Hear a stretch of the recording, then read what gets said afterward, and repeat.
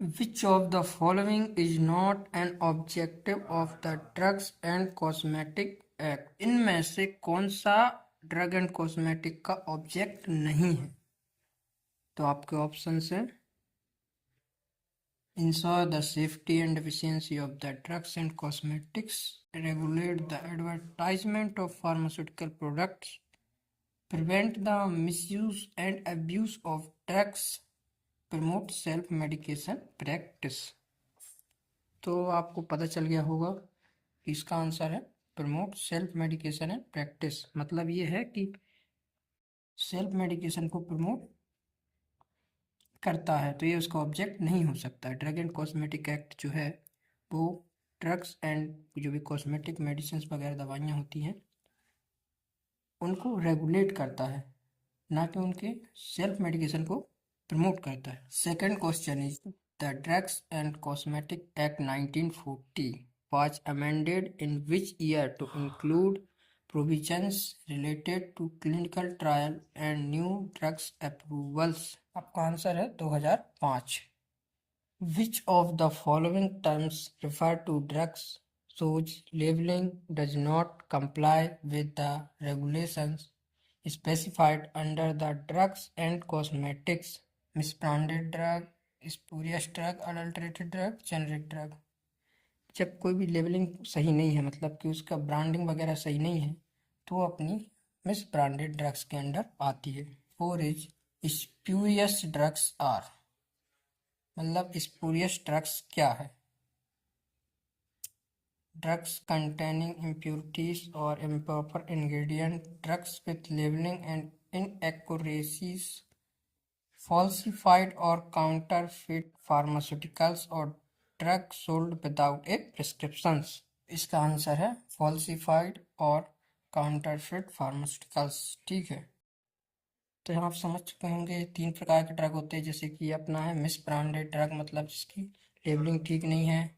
उसके बाद spurious drug, मतलब जिसमें फॉल्सिफाइड और कंटरफीट फार्मास्यूटिकल्स, मतलब कि इसमें जो आपका मेन एपीआई रहता है, एक्टिव फार्मास्यूटिकल इंग्रेडिएंट, जो आपका एपीआई होता है प्रोडक्ट, वही चेंज हो जाता है, तो ये अपना स्पूरियस ड्रग कहलाता है। ठीक है, उसके बाद अपना आता है third adulterated drugs are those that containing impurity or improper ingredient are sold without proper labeling, are expired or unfit for use, are manufactured by unauthorized entities।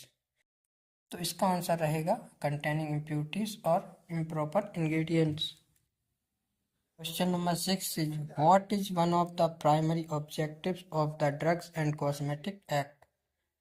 To promote self-medication, to regulate sale of drug and cosmetic by qualified person only, to encourage the unregulated distribution of pharmaceutical product, to allow the sale of drugs and cosmetic without any restrictions। Sir है option second, to regulate sale of drugs and cosmetic by qualified persons only। Question number 7 is which type of drugs are regulated under the Drug and Cosmetic Act? Only allopathic drugs, Ayurveda, Siddha and Unani drugs, only herbal supplements, over the counter drugs। तो drug and cosmetic act में allopathic भी आते हैं, यूनानी सिद्धा भी आते हैं और हर्बल सप्लीमेंट्स भी आ जाते हैं, लेकिन यहाँ पे ऐसा कुछ दिया नहीं है। यदि होता ऑल ऑफ दी अबव तो अपन ऑल ऑफ दी अबव कर सकते थे, लेकिन ऑप्शन नहीं है। तो जहाँ पे ज़्यादा क्वांटिटी दी होगी, मतलब कि यहाँ पे आप देखेंगे आयुर्वेदा, सिद्धा एंड यूनानी, तीन चीज़ों के बारे में दिया है, इसलिए अपन इसको टिक करेंगे। Number 8 is what regulatory bodies are established the drug and cosmetic act for allopathic and allied drugs and cosmetics. तो इसके ऑप्शन है NPC, DTAB and DCC, DEA, FDA. तो इसका आंसर आएगा डीटीएबी एंड डीसीसी। इसका जो एब्रीविएशन है वो आपको लास्ट में मिल जाएगा।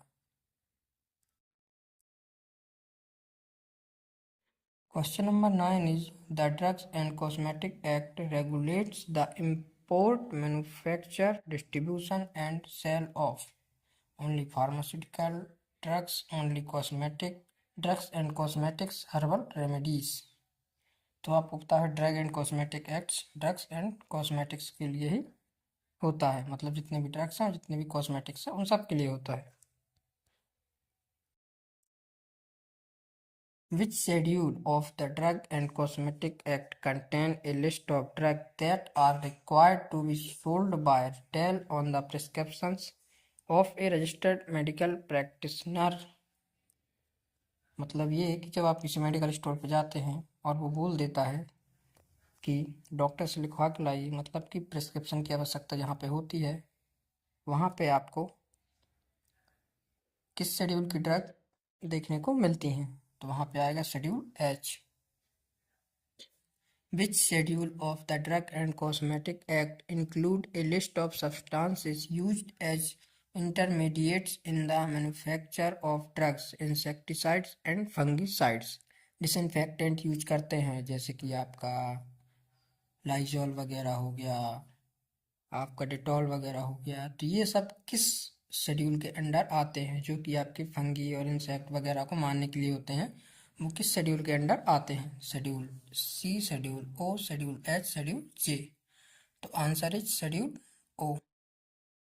इसका सिंपल सा अपन ऐसा रख सकते हैं जैसे कि अपन रखते हैं लाइजॉल, डिटॉल, ऑल करके आता है तो शेड्यूल ओ, ऐसा आप याद रख सकते हैं। Drugs labeled with the symbol RX in red are categorized under which schedule of the Drug and Cosmetic Act? यहाँ पे RX देखने को तो मिल रहा है लेकिन इधर देखने को मिल रहा है स्पेसिफाइड कैटेगरी, मतलब कि रेड। समझ रहे हैं कि जो भी रेड कैटेगराइज में होते हैं वो आपके शेड्यूल एक्स के अंडर में आते हैं। 13 question is which schedule of drug and cosmetic contain standard for cosmetics? Cosmetic का स्टैंडर्ड है वो शेड्यूल किसके अंदर आता है? Schedule F, schedule S, schedule D, schedule K. Answer is schedule S. H1 of the Drug and Cosmetic Act contains drugs that are required to be sold only to adults, only on the prescriptions of a registered pharmacist, only on the prescriptions of registered medical practitioners, only to patient with chronic illness। इसका answer है only on the prescriptions of a registered medical practitioner। जो registered medical practitioner होगा उसके prescription के बगैर ये दवाइयाँ नहीं दी जाती। सर एच हो गई, H1 हो गई और एक्स हो गई। 15 question is the drugs and cosmetic act regulate the sale of poisonous substances under which schedule?